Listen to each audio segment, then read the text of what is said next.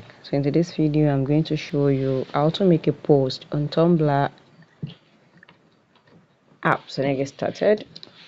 What you need to do is open up your app. What you need to do is click on this your pencil, and this is your so this is your post. So what do you want to write? So let's get started. Just write anything.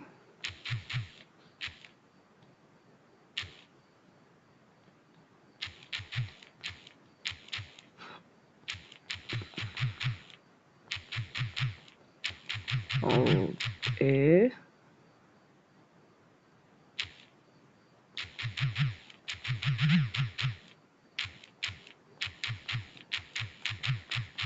After you write anything, you can tag people, you can do anything. Just click on post. Once you're done, post without tags.